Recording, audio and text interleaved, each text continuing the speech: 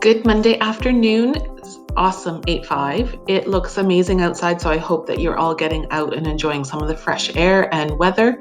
I've recorded a video earlier in the day going through each of the slides. It's a little long, it's 12 minutes, but if you feel like you could benefit, then please watch until the end of this video.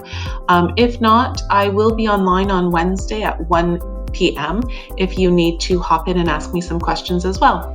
Hope you have a great week, and I'm looking forward to seeing all of you on Friday. Take care.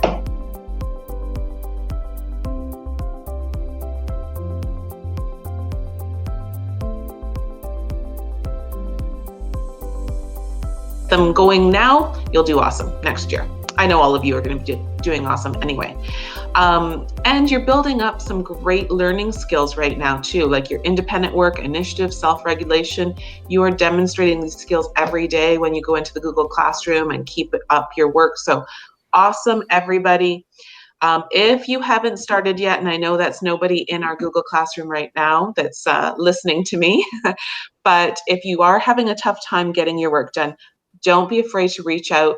I'm here, Mrs. Vergis is here. We're here to help you out and help you be as successful as you can be. So my plan this week, I'm having this online class right now to take you through the slides. Then on Wednesday, if you have questions, if you've looked at them and you're like, I just don't get it, I'm going to have time on Wednesday at 11 a.m. again for you to come on and ask some questions and just meet. And then we will have our class meeting on Friday. Friday, I'm planning a little show and tell. So if you have something you've made, something you've done, something you've learned, come and tell us about it. You don't have to, if you're feeling shy and it's not something you want to do, don't worry about it. You can just come and watch, obviously, and we'll play a game again at the end too. So that's going to be our work this week. So the slideshow, I'll just go through it. I'm going to put it on present mode. So is that presenting for you guys? Yeah. Yes, you can see it. Slide one? Yeah. Okay. I've been using these icons. You might not see them all the time. Mrs. McGrinder and I actually came up with them. Cute little icons. If you see this little guy, he's reading a book, it means we want you to read something. This little pencil guy means there's something for you to do. And if you see that guy, it means we just want you to watch something and reflect on it. So this week I have a little new reading assignment to do. And then we have the word of the week. We're going to review some paragraph writing activity, and then there's a writing activity. Okay. The new reading assignment. So this is a book review from Mrs. McGrinder. She read a book called Fish in a Tree. And she says, I love this book because it gives a voice to any students who can relate to being different and not feeling like they fit in. So many students hate to read because it is difficult. I love how the main character, Ali, starts to learn to believe in herself and ignore the negative voices of others. She also learns to ask for help.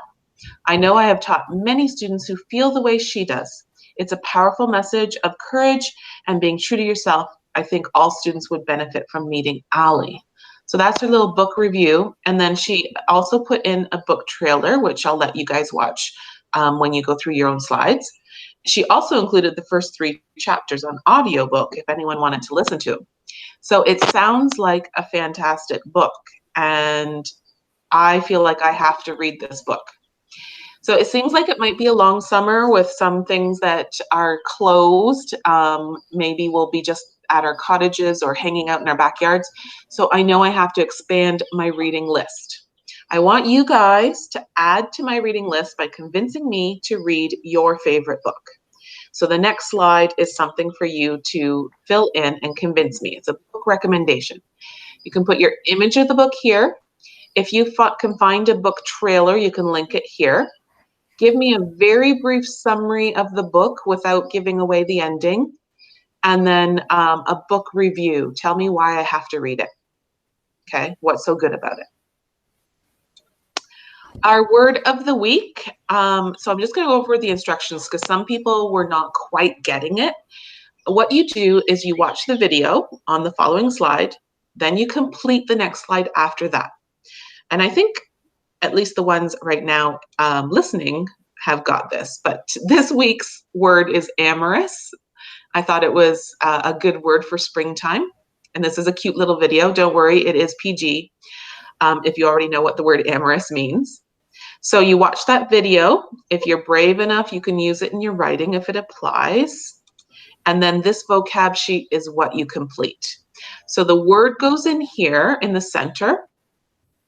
Then you write a definition, part of speech, some synonyms, some antonyms, a sentence using the word, and a picture, keep it PG, that represents that word. Try not to pick the very first picture. I'm looking at, 30 slideshows, and when I see 10 slideshows with the exact same picture, and then I go and do a Google search and it's the very first picture that comes up, I know that that's what you're doing. So try and find something that's interesting and that you really like. And then we're going to review. Sorry, yeah? Was there a question? No? Okay. Then we're going to review paragraph writing. Let's go to the next one. So writing a good paragraph has 3 components to it. The first sentence is going to be answering the key question in some way. And we refer to that as your point. What's the point of your paragraph? Then proof is going to be your evidence. And when we're talking about stories we read or nonfiction texts, when we're doing research, that's that evidence from the text that you're putting there in the proof. And then the comment is what ties your point and proof together. This is where you can make some personal connections or comments. The last sentence should always restate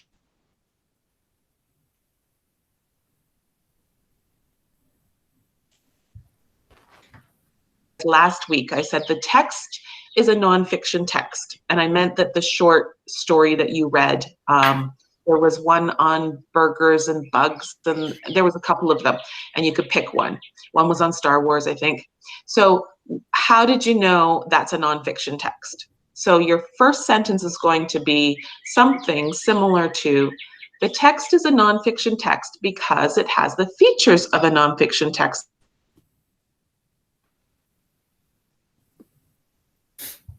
A subtitle, facts, a picture with captions, a pie graph, whatever it is that that text has, that's a nonfiction text feature. That's where you sort of list it there in your point. But then the proof, this is really important.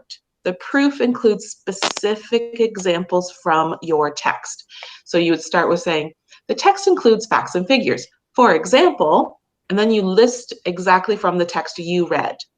And that's so that, like, if I read from one student and they read Star Wars, they're going to list some things from the Star Wars story. And if someone read the one about burgers and bugs, it's going to be specific to burgers and bugs. So when I read it, I should know the text that you read. The text also includes pictures and captions, such as, you might say something like, such as the picture of a burger with bugs in it. I don't know what it was.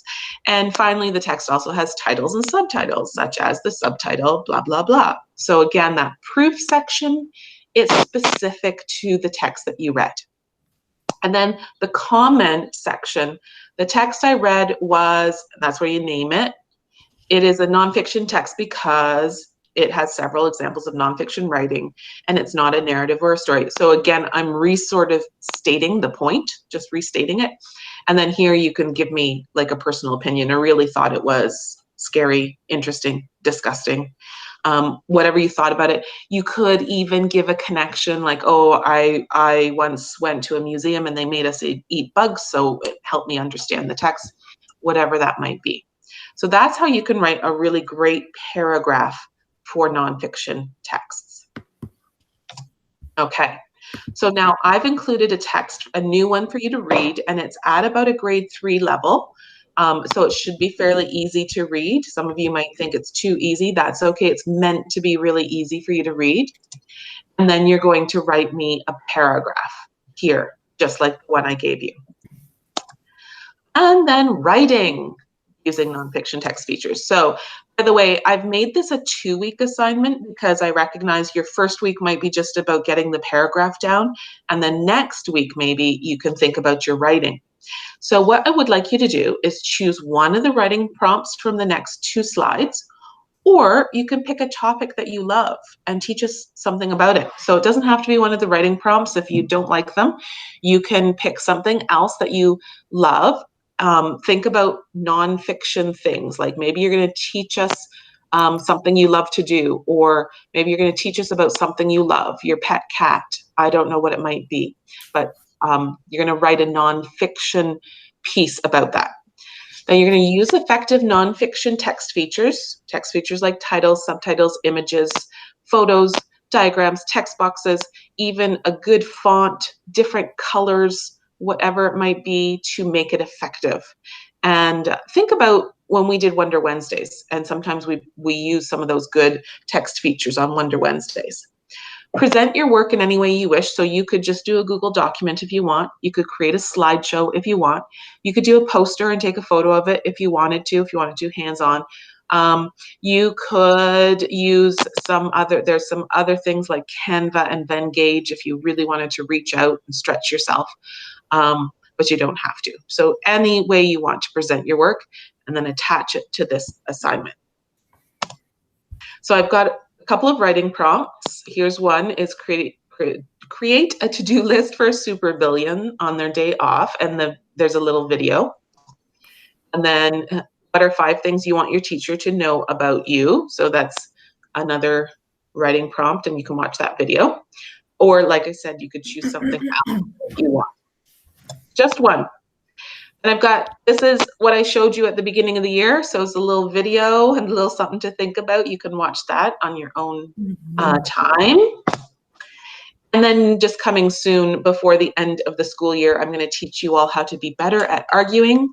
I wait until the end of the year to teach this usually so that, I don't get many good arguments during the year from you. But it's important critical thinking skills, and it will help you to recognize when somebody else is not being effective at arguing. So it'll give you some things to say. And that is it. That is your week. So I'm going to just exit out of there, and I'm going to come back over here, and I'm going to stop the recording. Stop it. However I do that, stop recording.